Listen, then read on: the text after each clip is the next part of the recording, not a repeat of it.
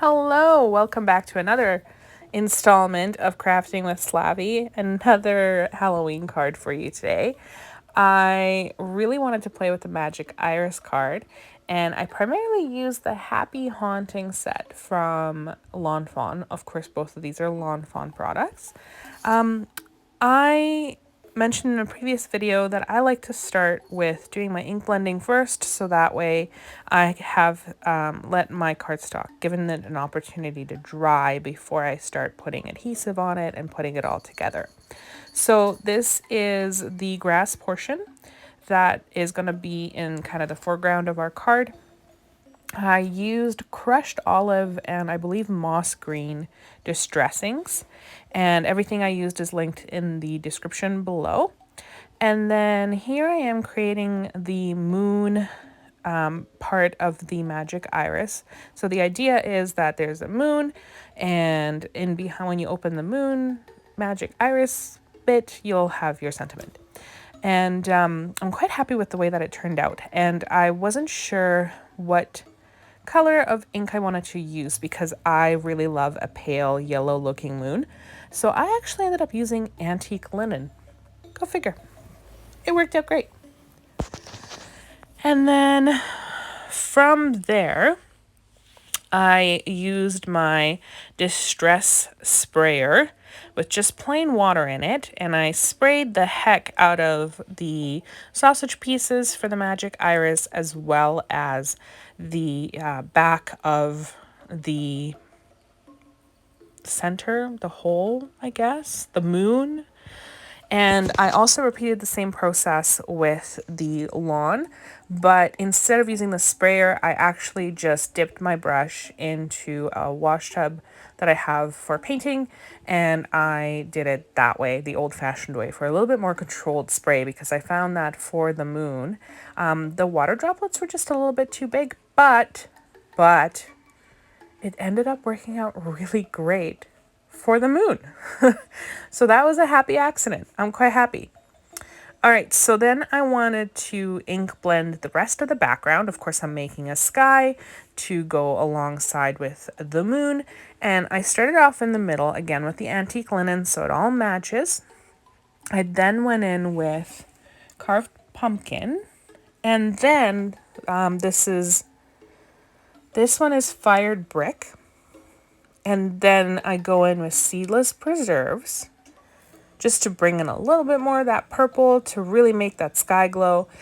And I've recently started really going back and forth between the colors. So I normally see people doing this when they're ink blending with distress oxides, which I don't have yet. One day. I will have them one day. But I'm actually finding that it's making a huge difference in my ink blending with the distress oxides as well. So highly recommend you play around with that. So that last color was chipped sapphire, just for a little bit on the edges there. And then I am using the same colors that are kind of in that spot where the handle piece is going to go for the magic iris. And I just kind of did it, eyeballed it. That's all. And for the little arrow, because I wanted it to stand out, I actually did that one in just antique linen because I didn't use it, so I figured it would really stand out with that little handle piece. From there, I had cut a piece of cardstock with the Simon Says stamped stitched rectangles, or plain rectangles. I don't know. They're linked below. And then I used the Lawn Fawn Just Stitching dies, the largest size that they had, and it's the double stitched stitching, to basically at the same time cut out the cute little stitching detail on the edges. And the card base is an A2 card base, so it is 5.5 and 4.25 inches big. And then I went in with just the chipped sapphire. Apologies, I think that might have actually been faded jeans. It's linked below. Look below. That's where it is. And I just ended up ink blending the whole background. I didn't care so much about ink blending really saturating the middle of the card, mostly just the outside. And then I repeated the same water splatter process on the panel. And then I went in with the Lawn Fawn Liquid Stardust and just sparkled the heck out of everything, because who doesn't love sparkle? It was amazing. And I had a whole bunch left over because I have a really hard time gauging how much I actually need, and then it all just kind of comes out. So I try not to waste it because I just hate wasting things, and went nuts on the background, which ended up being kind of funny because at one point, I think I cut it out of this video, but at one point I did end up looking at my hands being like, I am covered in glitter. Covered in glitter. Nutty. So when that was done, I set everything off to the side again to dry. And then I went in, cleaned up my work surface. I actually ended up painting that because, you know, I had extra. Can't help myself. And then I started to color. So every combination of colors that I used is down below. I am going to step back, let you enjoy the coloring, and I will be back when something more exciting is happening. Not that this isn't exciting, but it's our Zen place. So enjoy.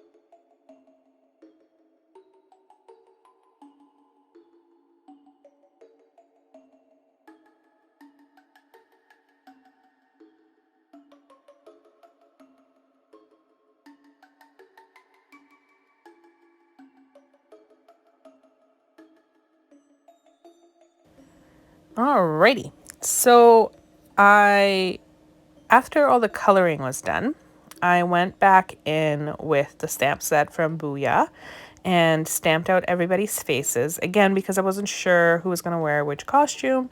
So I wanted to make sure that the face matched whatever the costume was.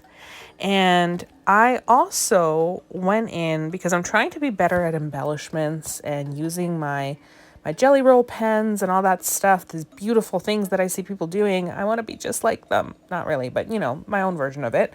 And I went in and I actually put the black glaze pen over top of everybody's eyes, including the bat and their mouth features. And it's the bat's fault because he ended up being so dark that his face just kind of blended into himself, and I wanted to make sure that you could see it. So it's got a little bit of that shine, and then I thought, hey, I'm going to go nuts, and I'm going to do all the writing in the same black glaze pen.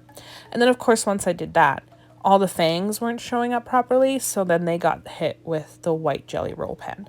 And all of that information is linked below. So if you want to get the same products, go right ahead. And then I stamped up my sentiment. Now, for those of you who are keenly observing what the sentiment says, which I wasn't, you might notice it makes a reference to cats. Perfect Halloween. Yeah, there's no cat on my card. I may have not realized this until I was editing the video. And yep, I'm going to fix it. I am going to stamp out another image, die cut it, color it. It's going to be of a cat from Spooktacular. And I'm going to add it to the card. I will post an update on the old blog. I'm not sure if it's going to make it into a newer version of this video. But yeah, so that happened. Gotta just roll with it. All right, so we're assembling our magic iris. I used a little bit of low-tack tape to hold down my little sausage pieces in perfect placement while I placed my mini glue dots on the indicated X's of the sausage pieces. And then I placed the ring over top. Now, I had seen a lot of card makers who will go in and they will ink blend these white rings. I didn't. I regretted it. Go in and ink blend them. Totally worth it. So I am now attaching the stabilizer pieces, and I've mentioned this before, but I actually prefer to use liquid glue to put this together. I've put together a lot of interactive cards with tape runner, well, not a lot, a few, when I first started my channel, and I just found it really flimsy. The cards would fall apart. One of them fell apart in my hands while I was showing the recipient how to use it. It was mortifying. So I just, you know what? I know that liquid glue is a really strong hold. I let it dry properly. I'm done. And yeah, that is my horror story and why I don't use tape runner for assembling my interactive cards, in case you're wondering.